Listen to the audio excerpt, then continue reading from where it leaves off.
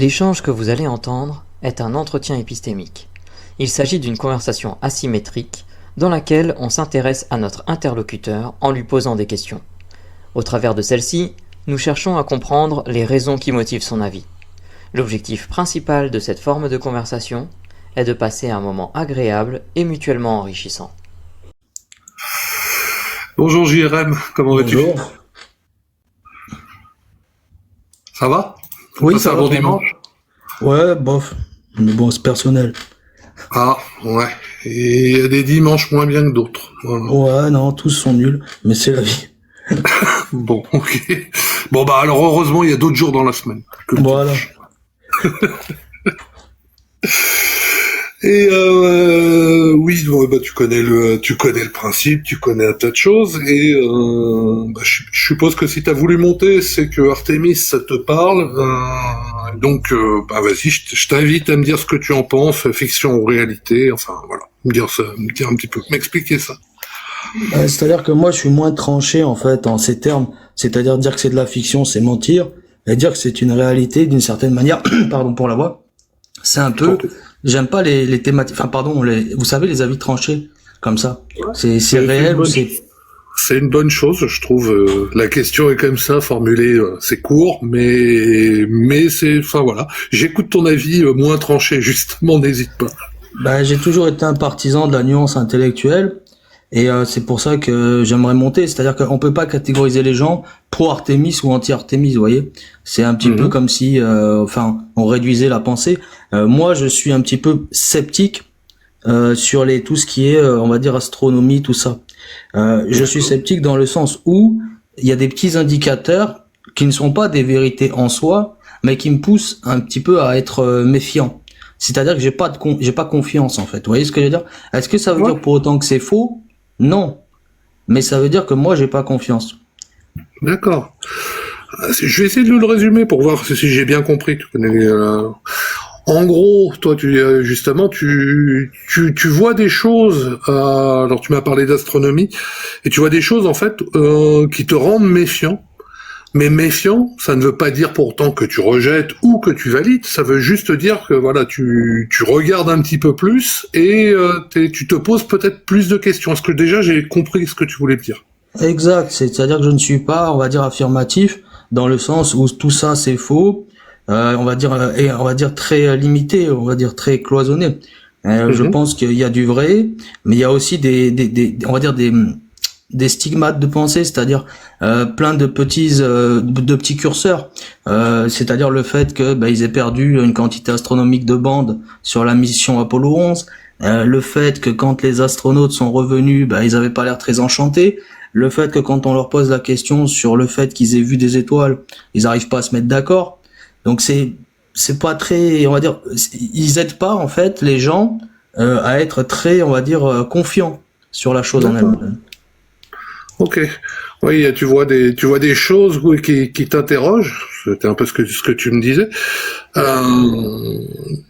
Je crois que tu connais les échelles. Je trouve déjà intéressant d'essayer d'en poser une là sur la réalité ou la véracité de Artemis ou de missions plus générales. Je sais pas si d'ailleurs tu me dis si c'est même 60, enfin le premier alunissage, parce que tu m'as plutôt parlé de ça. Donc je vais te proposer quelque chose sur le premier alunissage. 0%, non, ils n'y sont jamais allés, j'en suis sûr à 100%. 100%, oui, il y a aucun doute. Ils ont mis le pied sur la Lune à l'époque et voilà, j'en ai aucun doute. Et 50, il y a du pour et il y a du contre. T'es plutôt où toi sur ce curseur ? Personnellement, je dirais 70 contre, quoi. Ah, 70 contre, d'accord. Donc Ouais. 30%, qu'ils y sont allés et 70 contre. 30% que le tournage s'est bien passé, quoi. D'accord. Mais tu vois, quand je dis ça, tu vois, je passe pour un dingo. C'est ça le problème. Pourquoi ? Parce qu'on sait très bien que quand on va remettre en question ça, on est complètement, tu vois, il y a un jugement de valeur. Et c'est pour ça que la personne qui était intervenue tout à l'heure, tu vois, il s'est senti attaqué. C'est-à-dire qu'il y a vraiment une espèce de jugement de valeur. D'accord. Alors, ce que je te propose, il y a deux choses, peut-être voir, parce que tu me disais des points sur la mission et qui te font te poser des questions, et peut-être qu'on pourrait prendre un de ces points, c'est une proposition.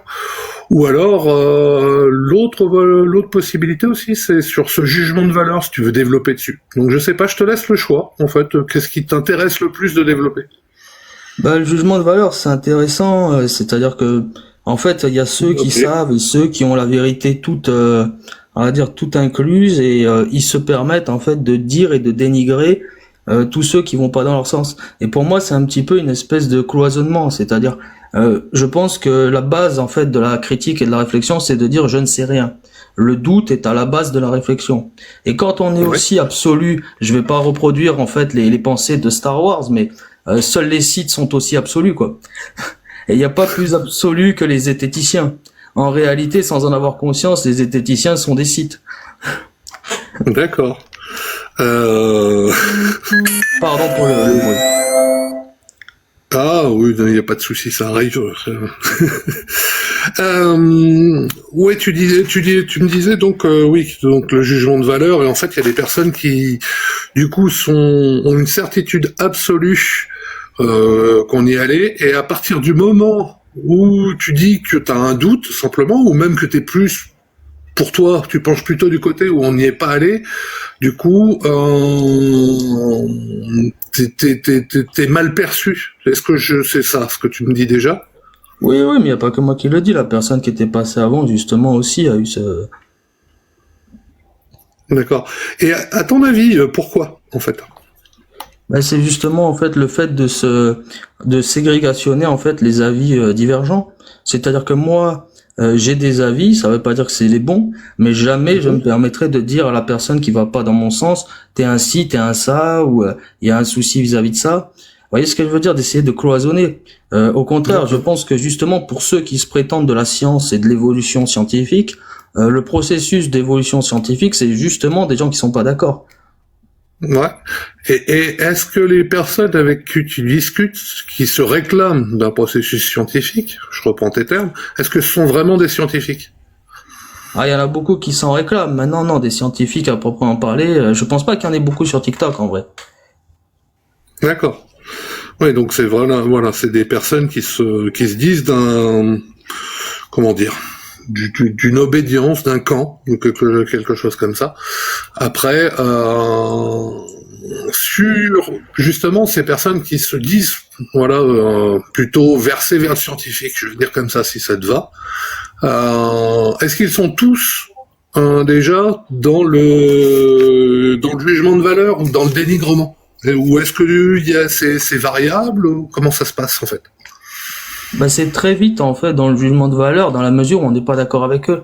Et c'est là où c'est un petit peu dangereux, c'est-à-dire que ils reprochent à certaines, on va dire, religions ou visions religieuses, d'être très, on va dire, ségrégationnistes dans leur fonctionnement, mais ils sont exactement ce qu'ils jurent de combattre, mais sans en avoir même conscience. D'accord. Et sur quelle base, en fait, est-ce que tu peux me décrire ce que tu ressens toi quand tu discutes avec ces personnes-là, en fait? Voilà. Peut-être que j'essaye de mieux comprendre le pourquoi, de quoi vous discutez exactement. Est-ce que c'est juste? Je vais donner un petit exemple. Est-ce que c'est juste? Ben oui, moi j'ai un doute. Ce que tu me disais. Hein, voilà, je pense plutôt il y a des choses que je ne comprends pas. Enfin, ça me paraît bizarre, plus exactement. Donc tu me donnais les astronautes qui sont pas enjoués en revenant, ou des choses comme ça. Et ça s'arrête là, ou est-ce que vous allez plus loin? Est-ce que vous regardez des choses ensemble? Comment ça se passe en fait? C'est-à-dire qu'en fait, quand il y a des charges, justement, c'est la charge de la preuve. Quand il y a des gens qui disent, moi ça, c'est un petit peu limite, j'y crois pas vraiment. En fait, ils vont invoquer, en fait, déjà des travaux qui ont été mis en place. C'est-à-dire, ils vont invoquer, soi-disant, la vraie science, parce qu'il y a que eux qui la détiennent. Mais le problème, c'est que, en fait, c'est des sources. Ils estiment que source égale preuve ou vérité. Or, une source est une source. Ça veut pas dire que parce qu'on cite une source, elle a pour vocation ou fondement la vérité en elle-même. Elle est pas forcément vraie. Citer une source veut pas dire qu'elle est forcément vraie. D'accord. Oui, ça je comprends. Et ça vaut dans les deux sens. Oui, oui, tout à fait. Est-ce que je me trompe en me disant qu'en fait, si tu te trompes sur des personnes, alors je t'avais posé la question s'ils sont tous comme ça ou est-ce que ils ne le sont pas tous déjà, dans ceux qui se disent du côté de la science et des preuves, je rajoute ça, vu ce que tu viens de me dire. Est-ce qu'ils sont tous déjà comme ça assez dogmatiques? Je pense que c'était un peu ce que tu me transmettais. Ou est-ce que déjà il y a des variations? Et enfin déjà voilà. Est-ce que tu déjà réponds juste à cette question? Après j'ai une autre chose. Bah, c'est un dogme en soi, la science, c'est-à-dire qu'il s'appuie sur ce qui est dit, sur ce qui est communément admis par on va dire, par le quorum scientifique. Et pour eux, ça fait office de valeur de tout. Sauf que la science, on sait pertinemment qu'elle évolue, elle se transforme, et c'est par le doute et justement les contre-affirmations qu'elle évolue. Si la science, en fait, s'était limitée à ce qui avait déjà été dit et aux dogmes déjà établis, si on avait eu que des pseudo-zététiciens qui savaient tout sur tout, je pense pas qu'il y aurait eu d'évolution en réalité. D'accord. Mais alors, là, du coup, j'ai une autre question en fait. Est-ce que le fait de rechercher si on est allé ou pas ou sur la Lune ou sur des faits, n'importe quel fait en fait, est-ce que ça c'est de la science ou est-ce que la science c'est autre chose? Le fait de savoir si on est allé sur la Lune, c'est pas vraiment de la science à proprement parler, puisque de toute façon, la science, en fait, communément admise, rejettera toute hypothèse de personnes qui diront pas dans ce sens. Ah bon? Comment tu sais ça? Ben, parce que justement, en fait, tous les travaux sur lesquels on s'appuie par rapport à ça sont les travaux communément admis. C'est-à-dire qu'il n'y a pas en fait de doute possible dans la doxa. Et maintenant, la vraie question, moi, que j'aimerais poser, qui est sous-jacente, c'est pourquoi il y a tant de personnes qui sont sceptiques. C'est pourquoi il y a cette espèce de défiance. Ouais. Et t'as une ébauche de réponse? Là-dessus, oui. Pour moi, justement, il y avait un sondage justement sur ceux le pourcentage de gens qui justement étaient sceptiques sur la Lune. Je sais plus à combien on était. Je crois que c'était 17 ou 20%. Ça veut dire une personne, en grosso modo, sur 5 était sceptique. Je pense que c'est quand même un prorata qui est gigantesque. Ça veut dire quoi? Ça veut dire qu'en fait, les gens ont même plus confiance. C'est-à-dire et c'est dangereux dans un sens. Parce que moi, jamais je me permettrais de remettre en cause la pharmacopée ou les avances médicinales, tu vois. Et c'est ça où il faut pas tout mélanger. C'est-à-dire que jamais je remettrai en cause la pénicilline, jamais je remettrai en cause les antibiotiques à spectre large. Et c'est pour ça qu'il faut pas tout mélanger, quoi.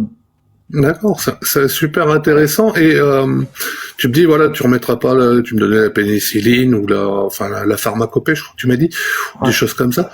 Quelle est la grande différence pour toi qui fait que d'un côté, tu ne le remets pas en cause, tu y crois vraiment fortement, et dans l'autre, tu y crois très peu, enfin peu, on va dire, parce que tu es à 30%. Quelle est la grande différence entre ces deux choses? En fait, par exemple, entre la pénicilline et le fait d'être allé sur la Lune. Parce que la pénicilline, j'ai vu son effet, elle fonctionne. Enfin, moi, quand j'ai eu une infection, ça a fonctionné. La différence avec la Lune, c'est que il y a pas de, c'est un peu, on peut tout y mettre en fait dans la Lune. On peut tout y mettre, c'est-à-dire.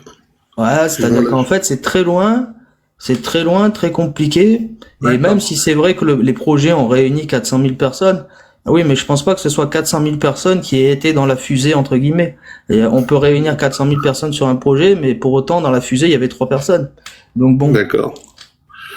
Et est-ce que en fait, ce que je perçois dans ton explication, c'est que voilà, il y a la pénicilline et quelque part, t'as pu la tester toi-même. En fait, t'as pu tester l'efficacité et l'autre, en fait, t'as pas le moyen de tester, en fait, si on y allait ou pas. C'est assez lointain, comme tu me disais. Est-ce que c'est vrai? Enfin, voilà, est-ce que c'est ça qui fait que d'un côté, voilà, t'as pas de doute parce que tu peux le tester, de l'autre côté, tu as un doute parce que tu ne peux pas le tester. Est-ce que j'ai déjà bien résumé? Non, c'est pas que je peux pas le tester, parce que la Lune, je peux pas y aller. C'est juste que, en fait, il y a beaucoup de ratages, selon moi, en fait. Je pense que la façon dont c'est agencé, en fait, s'ils étaient si professionnels que ça, en fait, il y aurait pas eu des fiascos comme ça, des pertes, des 13 000 pertes de bandes, etc. sur Apollo 11. D'accord. Et comment tu fais les recherches sur les pertes de bandes ça fait 2 fois que tu C'est m'en un parles, article en du fait. Monde, hein. Ça veut D'accord. pas dire qu'il est vrai, mais oui, dans l'article du Monde, ils disent que toutes les bandes, enfin, de la mission Apollo 11, alors elles avaient été perdues, je sais pas quoi, il y avait 13 000 bandes, 2000 cassettes qui ont été perdues ou vendues ou je ne sais quoi. J'estime que pour un truc qui s'appelle la NASA, c'est un petit peu, c'est un peu moyen. Est-ce que tu vois d'autres grandes organisations ou des États ou des choses comme ça qui commettent, qui ont des fiascos, des choses comme ça. Est-ce que t'en vois d'autres à part la NASA? Des États qui ont des fiascos, oui, mais c'est des fiascos voulus. Ah, c'est des fiascos voulus. J'aurais bien aimé continuer là-dessus, quoi. Mais sur les gabegies économiques. Comment? Vas-y. Sur les gabegies économiques. Ah, ok. D'accord, je pensais. Mais ça aurait été intéressant de poursuivre. Malheureusement, ça fait plus de 15 minutes. Ah. Et ouais, c'est toujours trop court. Mais bon, tu vois, juste pour terminer, Ouais. paraphraser, Vas-y. dans les commentaires, tu vois, il y a des trucs sur où on me dit respecte-toi, etc. Donc tu vois, il y a des Je jugements de lis pas valeur. les commentaires. Ouais, non, mais je suis mais tout à fait d'accord. Et je- alors, moi, je vais même te faire un petit truc. Pour moi, les personnes qui te mettent ça, respecte-toi ou n'importe, je me demande si elles se respectent, en fait. Voilà. C'est parce que c'est pas respectueux. Voilà. La Moi, fameuse humanité des zététiciens. Est-ce que ce sont des zététiciens? Est-ce que ce sont des scientifiques? C'était une de mes questions de tout à l'heure. Moi, perso, je ne sais pas. Mais en tout cas, je te remercie beaucoup pour cet échange. Je vais proposer, tu connais les questions emportées, peut-être qu'il y a des questions à emporter pour toi. Donc des questions qui apportent pas, sauf si tu as la réponse rapide, hein, mais sinon c'est plus pour réfléchir après. Donc je sais pas si Russell, John, Mel... Non, en fait, tu l'as abordé. J'avais une question pour JRM. Effectivement, quel est l'élément principal qui lui fait plus avoir confiance dans l'industrie pharmaceutique qui font des antibiotiques, malgré tous les scandales qu'il y a pu y avoir, par rapport aux scientifiques de la conquête spatiale qui, jusqu'à preuve du contraire, n'ont pas été condamnés jusqu'à maintenant. Voilà. La preuve, la différence, c'est qu'en fait, dans la pharmacopée, on voit les implications et les réussites.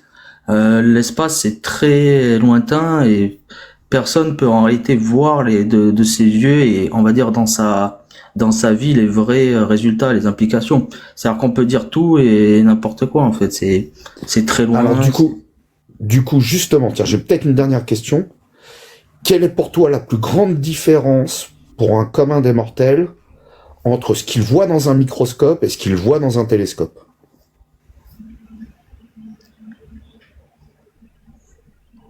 C'est une bonne question.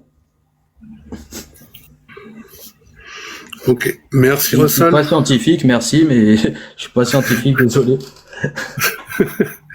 Ah mais c'est pas une question d'être scientifique ou n'importe, c'est vraiment voilà, c'est des questions, tu sais, pour plus réfléchir sur des choses en fait, et sur pourquoi on pense qu'on pense. Mélanie, John, Terra, vous avez des questions? J'ai pas de questions de mon côté. Moi non plus. Pour moi. Ok, bon. Rien pour moi, je m'occupe du bébé en même temps, donc ça va être compliqué jusqu'à 18h. Ouais. Ben occupe-toi bien du bébé, c'est le plus important. En tout cas, Et merci. ne jette pas l'eau du bain avec. Salam à Hein. tous. Ne jette pas l'eau du bain avec. Terrain. En tout cas, ouais, merci JRM. Moi, j'ai trouvé ça vraiment intéressant. Je te dis, ça mériterait qu'on en discute plus, quoi. C'est les petites limites de notre live. Et toi, de ton côté, en attendant, est-ce que t'as trouvé ça sympathique déjà, intéressant? Est-ce que ça t'a apporté? Est-ce que tu penses que ça t'a apporté quelque chose? Déjà, voilà. Ça, c'est une première question globale. Sur ma vision des choses, non, parce que justement, j'estime pas avoir raison ou avoir tort. J'estime que l'échange est la meilleure des choses, et c'est pas parce que moi j'estime que je doute sur telle ou telle chose qu'encore une fois, je précise que c'est vrai ou que c'est faux. C'est simplement que j'émets des doutes. Je vais pas plus loin que ça. Ouais, non, mais c'est ce que j'ai bien compris, justement, voilà, t'es pas dogmatique, pour le coup, voilà, t'as des doutes, mais moi, ce que j'ai apprécié, voilà, c'est qu'on peut, justement, on était dans la discussion, enfin, de mon côté, en tout cas, c'était agréable.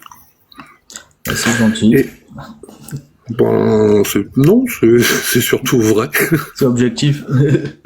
Ouais, bah oui, je sais pas. Excusez-moi les amoureux, mais Non, il y a du monde qui attend. Il y a du monde qui attend sur la corde à linge. Question. Est-ce qu'il y a j'ai une autre question, Russell. Rapidement. Ouais. Est-ce qu'il y a une question que je t'ai pas posée et que tu te dis, tiens, c'est dommage? Est-ce que tu vois quelque chose à poser, ouais. Enfin, moi, c'est une question que j'aurais posée à moi-même d'une certaine manière, comme si j'étais un peu dans le groupe.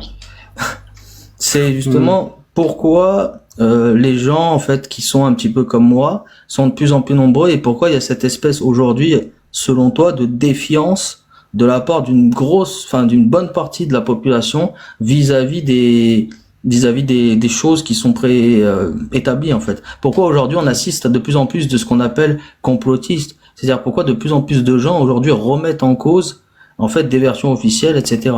Selon moi, c'est une super question. C'est une super question. Et j'en profite aux copains. Gardez-la en tête. Ça pourrait être un sujet de live. Je trouve ça très intéressant. Mais je me parle à moi-même, moi. On se parle souvent tous à soi-même. Mais est-ce que tu arrives à te comprendre? Parce que moi, j'arrive pas à me comprendre. Que quand je me vois pas. Personne te comprend, Russell. Donc toi-même, c'est pas étonnant. En tout cas, merci encore, JRM, et puis je te dis sans doute. Enfin, déjà, j'espère que tu vas rester pour le live et écouter d'autres points de vue, d'autres choses. Et en tout cas, voilà. Et n'hésite pas à revenir sur le live. Et je le rappelle, on a une micro-chaîne YouTube. Si tu ne veux pas que l'entretien soit republié, d'ailleurs, tu t'écris. Enfin, tu peux me le dire tout de suite ou plus tard. Voilà, on ne le republiera pas. Puis sinon, il sera republié sur la chaîne YouTube, qui est dans le chat maintenant. Normalement. Bonjour à tous les amis, c'est la Matous, en espérant que tout le monde va bien. Bonjour. Attends un instant, s'il te plaît. Oui, je dis au revoir à JRM. Salut, bonne soirée, bon après-midi à toi. Salut. Alors,